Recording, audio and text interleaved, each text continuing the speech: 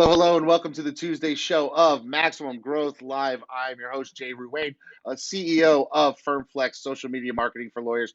With me, as always, Seth Price over there. Seth, you are the CEO of Blue Shark Digital, as well as the managing partner of Price Benowitz.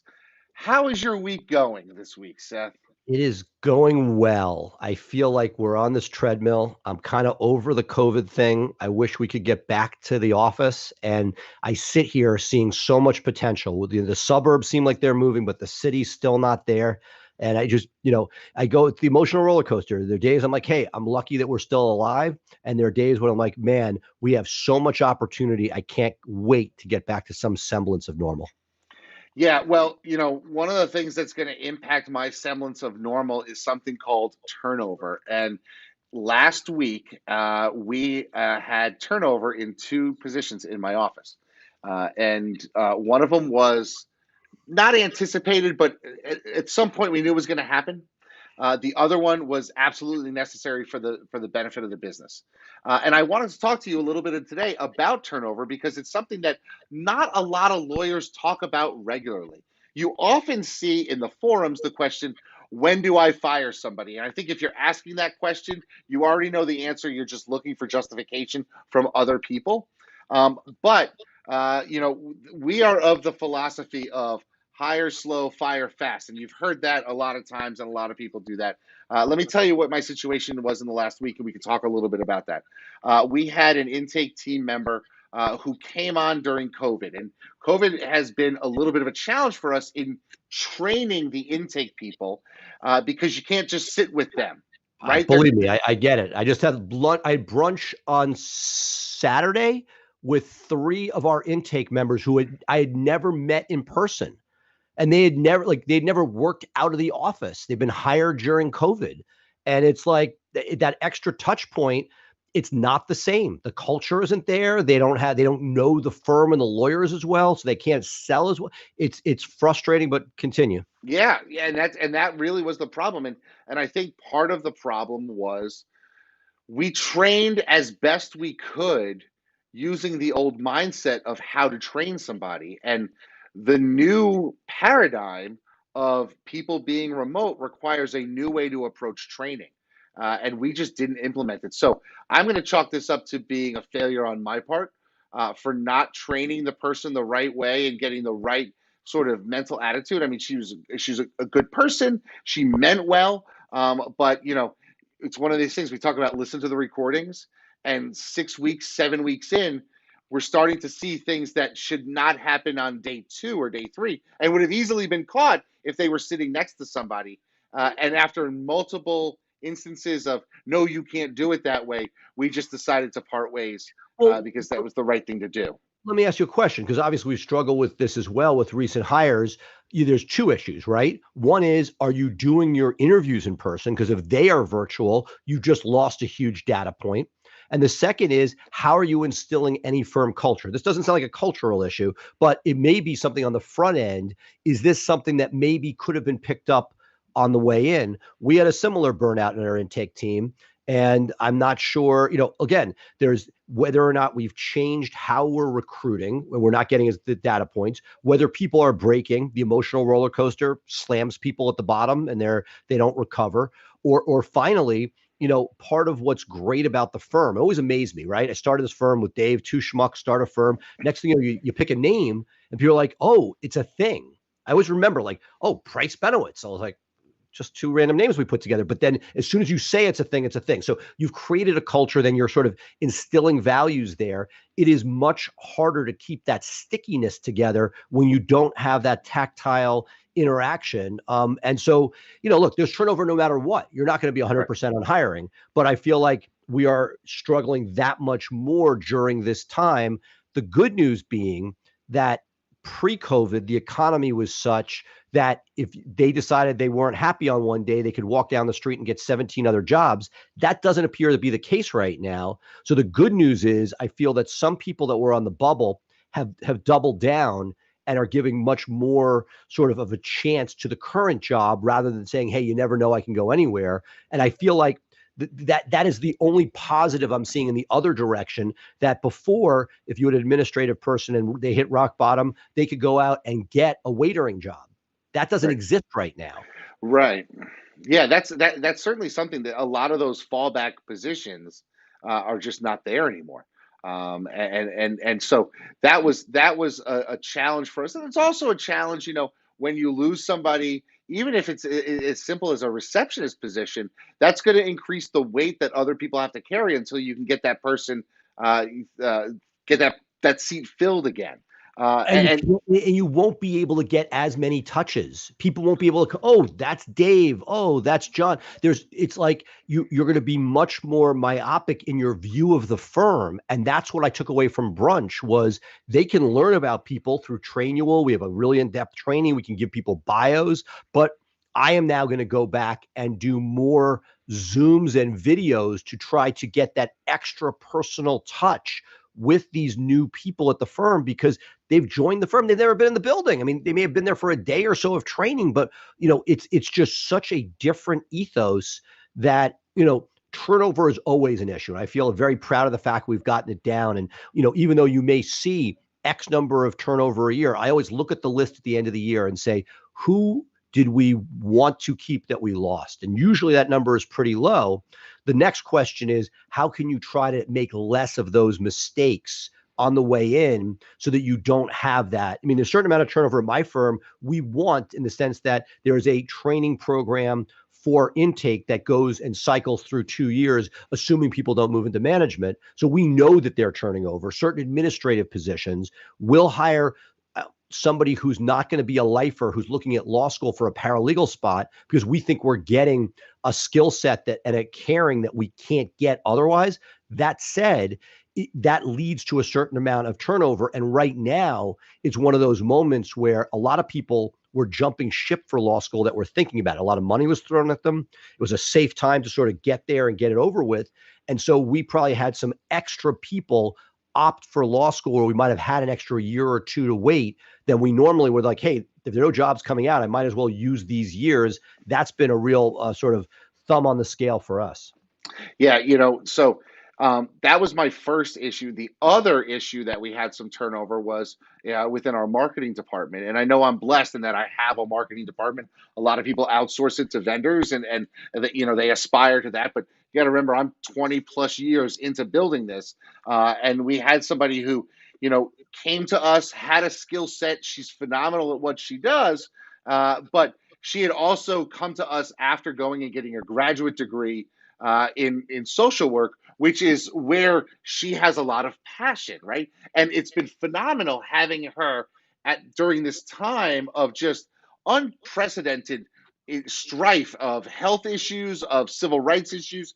She's really helped us amp up our social media because she's dialed in and tuned into how this is affecting people much more than I am, truly. But she's decided to get into basically her dream job. She got she said to me, she's like, I wouldn't leave this job because I like what I'm doing. But this is like, if you talk to me multiple years, I've said, if I could ever do a job, this would be it. And they came and they found me. Right. And so what do you do? I mean, I'm not going to tell her to not fulfill her dream Well, destiny. but then you know what, Jay? Then you're in good shape. You're losing somebody only for their dream job, and God bless. But I think that as business owners, it's important for us to not, make the same mistake over and over again. When Blue Shark started, we had two amazing hires, one after the other, who were just light years ahead of anybody else that we hired during that period. And those people were great at their job. And I think each one made it 6 months or less because at some point we're in DC. It's a very DC thing, but they either wanted to be on the Hill in the lobbying world, something to do with government. I can't fix that. So now, just like you look at resumes to see how many years somebody's at a job, if somebody's resume shows nothing but Hill jobs throughout college, internships, and all they're doing are internships on Capitol Hill in government, while they can tell you to your face at an interview, I'm ready to leave, I don't really want to take that chance anymore. And I want to find somebody who, because that is such a risk factor, that their dream job, the reason they're coming to you is because their dream job is not available to them. The moment that it is, they're Oh, gone. they're gone. And so while I'd love to say, oh, it's going to be such a great environment that I'll win them over. And these people are people I love. We've stayed in touch with some of them. But the fact of the matter is that it is such a risk factor. So while you could get somebody who is one or two steps more dynamic than the other person you're choosing between, looking at what the likely arc of that person is, almost like relationships. Again, I bring it back to dating. If you sit down and you meet somebody who's super close to their parents and the parents are in LA and you're on the East Coast, what are the odds that at some point in the near future, they're going to be like, you know what, I'm back in LA? Now, you may vet it and say, you know what, they hate LA. They really don't want to be there. Okay, you're willing to take a chance. But if you're not getting that thing, it's just that they happen to have, a job here that they're happy with now, but that job is transferable and you don't want to be in LA. That's a risk factor. And looking at it, what are the chances you're going to be able to hold on to somebody? Not a guarantee, but you just don't want deal breakers that are going to take somebody out who's otherwise great. And it's really frustrating because you feel like sometimes you're taking a watered down applicant opportunity where you'd rather go for that person who's badass, but that's less likely to stay long term. And look, that's the freneticness between sort of somebody who's recently graduated, who's thinking about law school, and we get this amazing couple of years out of them, versus lifers, and you go back and forth. We had a firm administrator who really got on me. He's like, "Why aren't you hiring lifers for the intake department? You wouldn't have as much turnover." And I'm like, "Look, there's an argument for that. There is, right? It's less, but I'm not sure how much less turnover there is. Your costs are going to go up dramatically, and you're not going to have that passion. So there are very often no good answers. You hear me say that a lot, but I think that as long as you're making an intelligent decision based on the track record you've seen in the past, like learn from what you've seen rather than ignoring and hoping. Well, one of the things that I want to talk to you a little bit about that firm administrator saying that is, let's take the NFL example for it. It's probably not the best analogy, but it's the one that springs to mind. You're the owner of the football team, and you have people in the right place, but NFL, running backs, they've got a couple of years of solid production before it really drops off. Right, unless you're a freak like Adrian Peterson or something like that, because As a Giants fan, you're putting a dagger through my heart right now. But we'll hey, continue. look, I'm a Jets fan. We've talked about it on the show, everyone's talking about fire Gase. I'm saying don't fire Gase, sell the team. That's my philosophy. But I could talk about Gary V. If he I think I'd become a Jets fan if Gary V owned them. Yeah, absolutely. So here's my thought. People like the idea of having lifers, but there are roles in your business that may only be filled by people that are there for 18 to 36 months, and their turns over, and that's okay. We don't have to have the perspective that everyone who joins us is going to be with us for life. I mean, we're going to be with us for life because my name's on the door, your name's on the door. But other than that, people are going to come and go for a lot of different reasons, and your work is only a very small component of your entire life. And people may love your job, but family needs them to move, or a spouse wants to take a different job and they have to switch things up. So I don't think necessarily that you should bank on anybody being a lifer ever. And look, we've had some guests on the show. Andrew Finkelstein, by being in Newburgh, New York, he gets lifers. They stay around. He's the smartest guy in the room. He's figured out how to do that. Keith Givens, Dothan, Alabama, he's able to get stickiness that I can't get in the DC Metro and in an affluent, Connecticut suburb. It's going to be a lot harder to keep that stickiness. So, there are pieces of knowing what you're dealing with. For me, on paralegals, let's say in the PI department, I have the issue that in the non-COVID time, that there's at least a $5,000 expense to somebody coming from the suburbs into DC for commute before you get to time. And so all of a sudden you're having to set salaries at a point that makes it worth somebody to stay.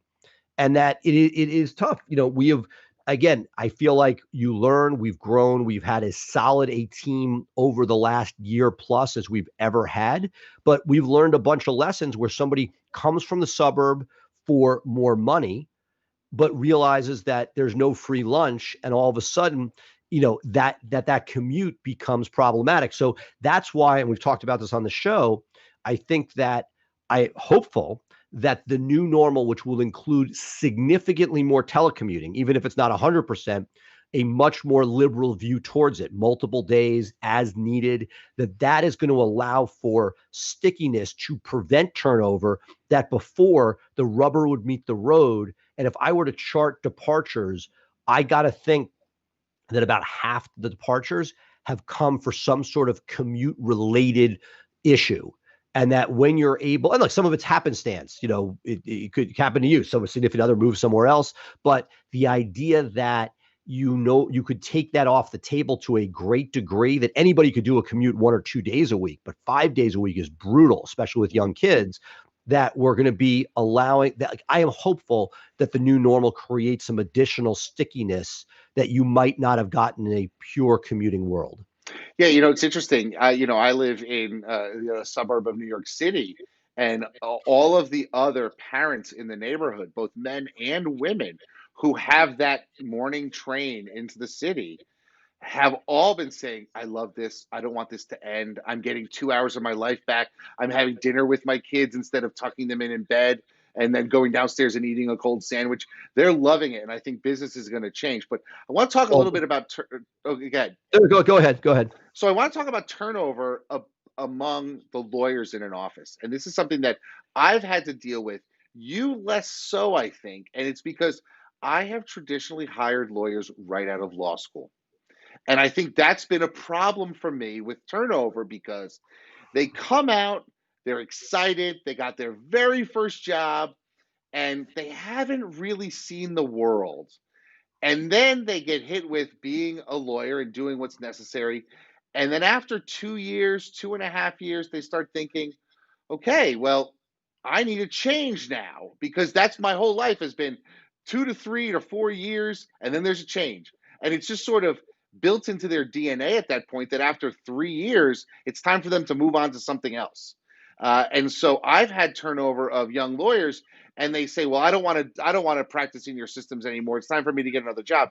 Then they get to the other job, and they say, "Oh, I had it pretty good. I didn't realize how good I have it, but I can't go back because I've already burned that bridge." How do you avoid turnover of lawyers? Well, look, I think you've hit something that I've focused on a lot. Our turnover has generally been in the less than 3 year category. We've taken those chances as we were growing. I aspirationally want to hire lawyers 3rd to 10th year where they know what they're doing. They've been through that. They know what the gig is. And we've had a much higher success rate. The people that we have lost, if I were to put them into buckets, after, who came from that 3rd to 10th year period, would be PI lawyers from the defense side. They come to the plaintiff side and they're like, no, I wasn't I thought I was going to drink the Kool-Aid. I didn't. And they go back. It could be criminal defense lawyers who come from the prosecutor's office. Same type of thing. They come, they're like, you know what? I don't like the side of the aisle. I want to be back. And we've lost a couple that way. But I have found that if I go back and track all of the lawyers that we have left, and I could say I can count on less than a hand the number of lawyers that I have not wanted to leave that have left. It's pretty small. And look, part of that comes down to something, and I was talking to Jim and Tyson about this, was that it comes down a lot to how you incentivize economically. And this is one of my sort of preachy type things that I see, and I've made the mistake. When you hire somebody, Jay, right out of law school, what are you paying them? Well, we start anywhere between 55 and 65. Right. So let's take it back a step. They start as a law clerk 3rd year. They're making what, 40? No, no. Law clerk 3rd year making 25.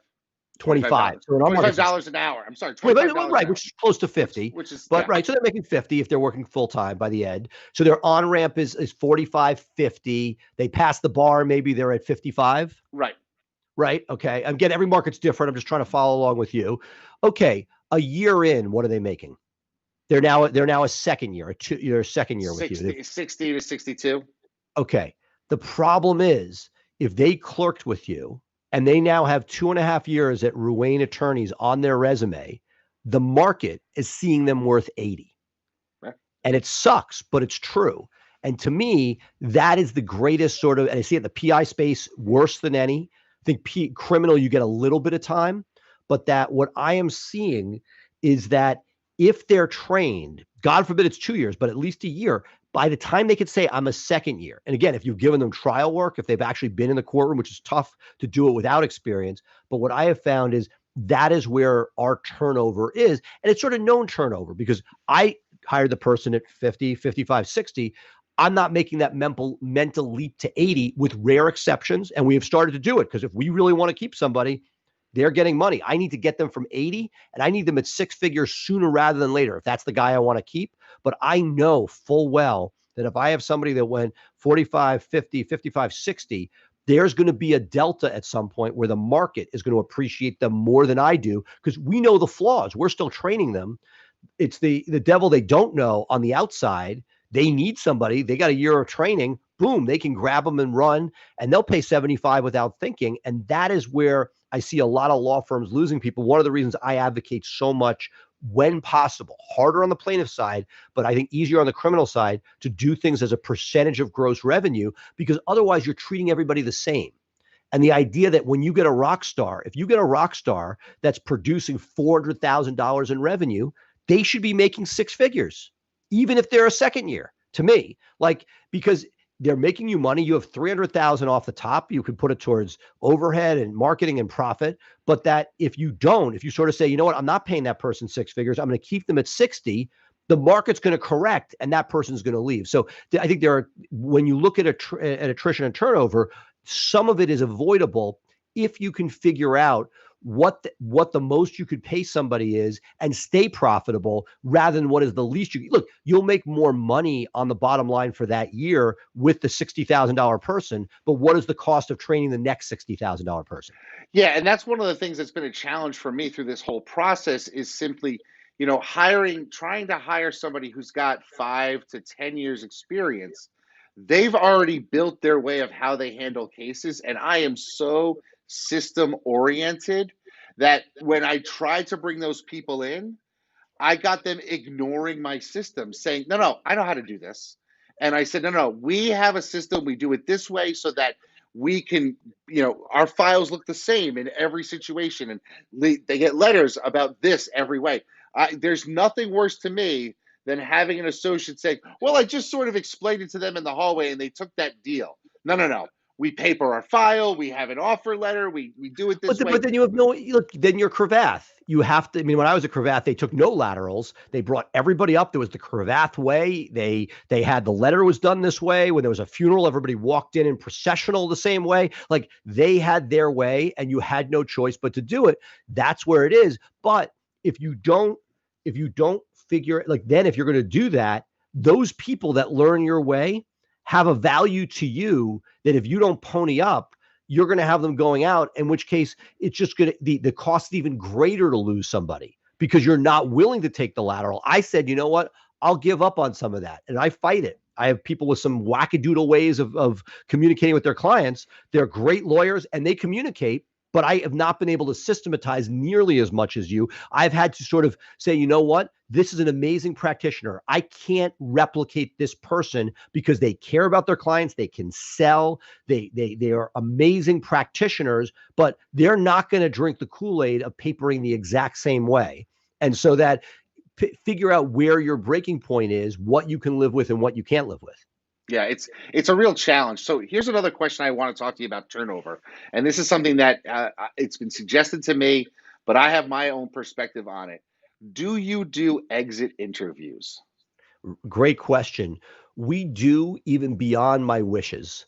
I have a head of HR, and he loves his exit interviews, and we do them. And so they are there. I am not always 100% sold on the value. Sometimes we get stuff out of them. But look, in theory, they're awesome, right? You get good data.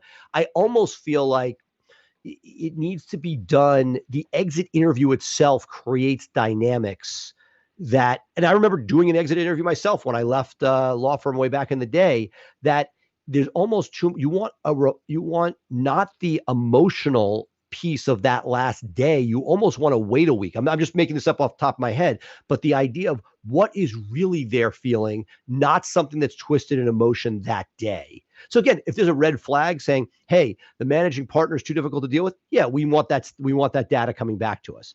Agreed. But So anyway, what is your thought? Why don't you like exit interviews? Well, because what I have found is that they basically tell you what they think you want to hear and not necessarily the truth. Oh, why are you leaving? Well, I'm leaving because this is an opportunity for me, and so they don't necessarily want to burn a No, but bridge. that to me, that's not the exit interview. They're leaving. To me, it's what was their experience there? What could we do better? What could be improved? How could we not like we're trying to keep them, and not that we want to know why they're leaving, but what is their unvarnished feeling towards what was going on? And was there a manager that made their job really hard? Was management not supportive? Again, some stuff you'll take with a grain of salt. You have to filter it through Right. this person. If the person's leaving because you're firing them, because they didn't show up to the job and they lied to you, you're going to take that information from the exit interview with a grain of salt. That's why I'm always like, but the idea is it's data points. And if you hear the same thing over and over again, I know that I've changed my management style and my demeanor towards problems at the office based on feedback over time. And sometimes you got to hear it a dozen times before it gets through your thick noggin.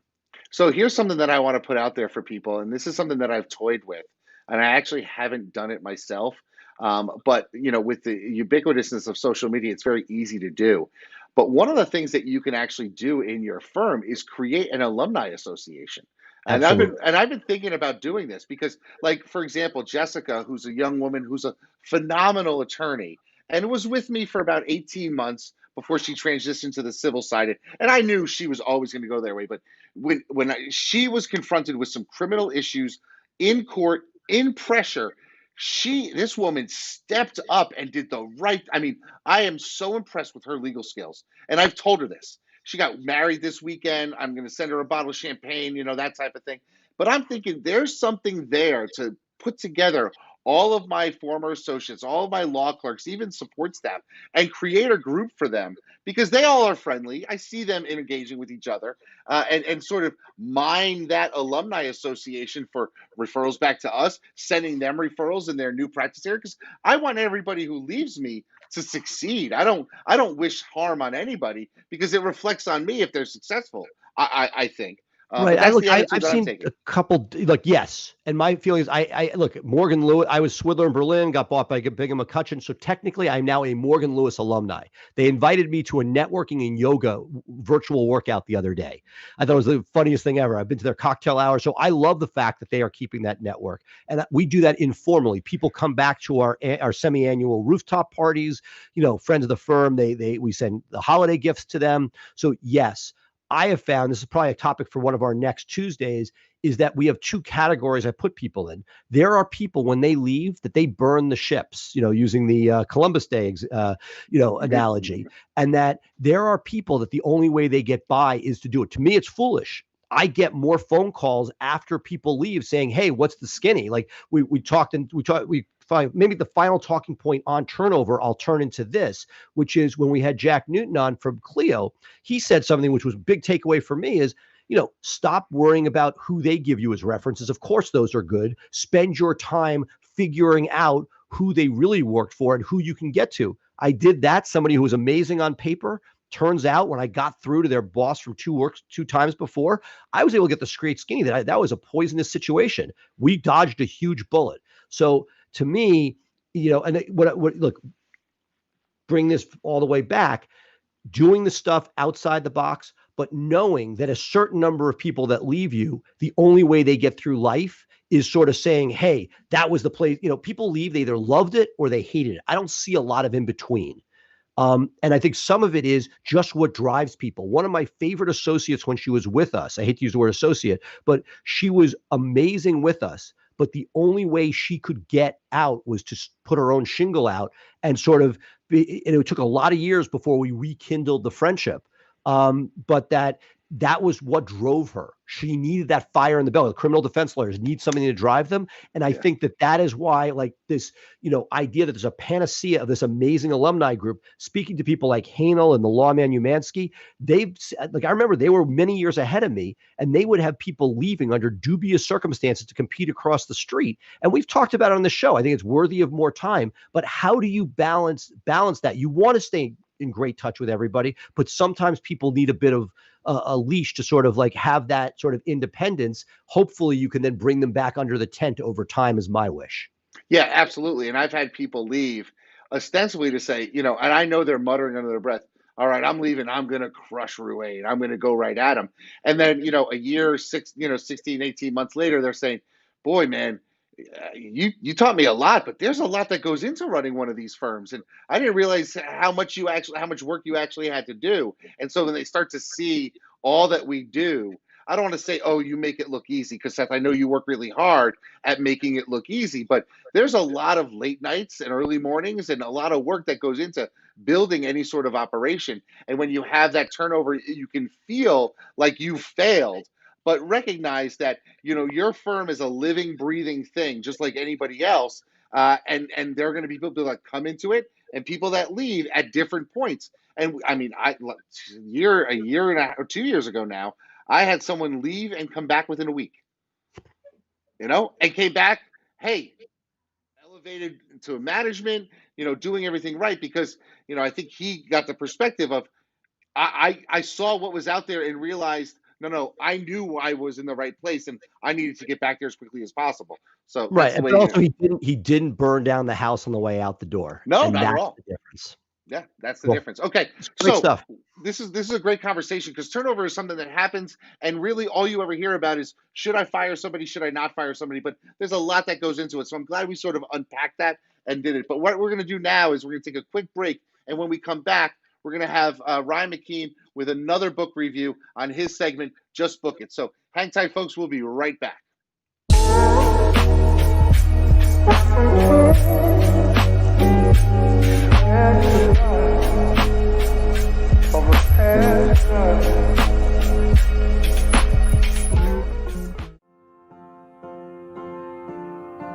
In this world today, if you want to grow your business, you want to grow your firm, you want to take on more cases and make a bigger impact, you have to have a digital blueprint. Statistically, throughout the time that we've been working with Blue Shark Digital, our law firm, the Atlanta Divorce Law Group, grew over 1,400%. They truly understand where we're headed and how we want to get there. I have a team in Blue Shark Digital that I feel like has my back.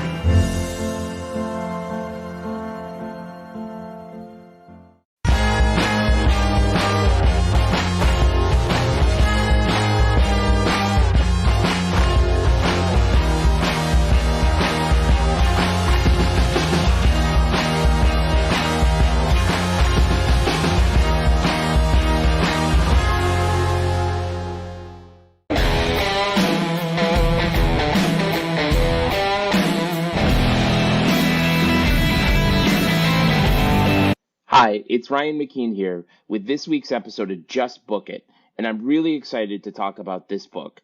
This book is called The Big Leap by Gay Hendricks, and in The Big Leap, he talks about upper limit problems and how we face these problems all day long.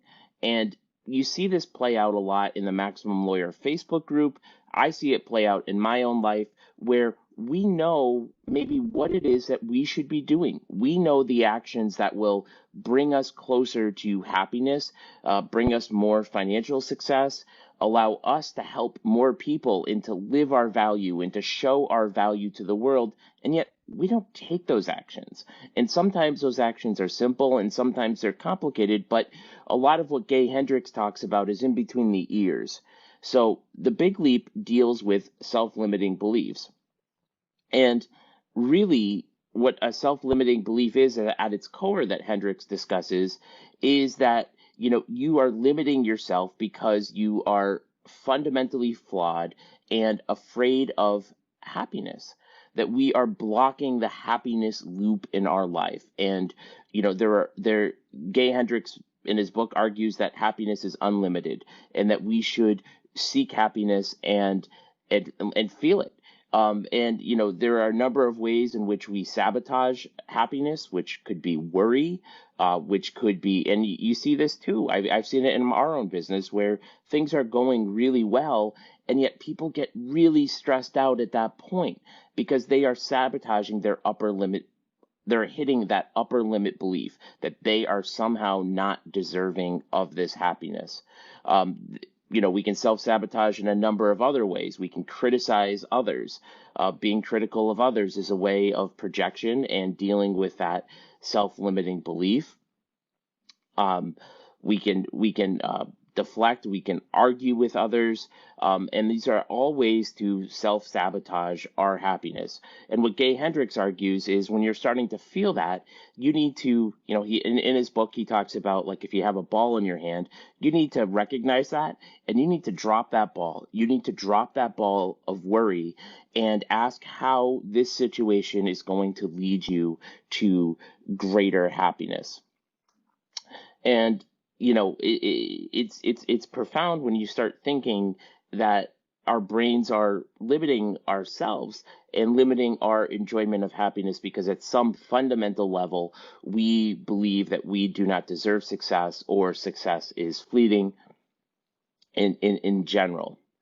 One of the other points that he makes in this book that is a self-limiting belief is the belief that time is an external thing. And he talks about living on Einstein time, and Einstein believed that time was relative. So he makes this point in the book where, if you have your finger on a hot stove, and it's on the hot stove for a minute, it's going to feel like it's an hour, an eternity. And that's the way that we are processing our time in between our years. Or if you are out at like Maximum Lawyer Conference and you are having dinner with friends and the conversation is great, you're having a lot of fun, you're going to lose track of time. And, hours are going to feel like minutes, and it's all going to go way, way too fast. And he talks about really focusing on those activities, you being in control of your time and focusing on those activities that aren't forced upon you, like with your finger being on the stove, but are rather activities that give you energy, like that dinner with friends, which really gets, to his final point, which is that we, in order to just, experience more happiness, should really be working in our zone of genius. He talks about working in zone of competence, which is something we're good at and is comfortable, but he talks about zone of genius, and he really says, this is something that gets taught a lot in, Strategic Coach. But when he talks about zone of genius, he asks these questions, what do I most love doing? What work do I do that doesn't seem like work? In my work, what produces the highest ratio of abundance and satisfaction to the amount of time spent? And what is my unique ability? And, he advocates getting really, really specific with these things and really operating within your zone of genius. And we all have it. And we are all forced to do things that are outside of our zone of genius. But the quicker you can say no to those activities, the more you're going to unlock the happiness that you deserve. And you're not going to live in this world of self-limiting beliefs that you have to do work that you hate or that you dislike. Like Einstein said, with the finger on the stove. So I highly recommend this book. I think in some ways it's a little bit simple. In some ways it's very complicated. But I think we all deal with these issues of self-limiting beliefs, no matter what stage of this game you're at, whether you're just starting out or, you're running a 500-person firm, you're all dealing with these varying degrees, varying levels of self-limiting beliefs. And I think the real key in it is to recognize that. So thank you so much. I hope you enjoy this book. Check it out.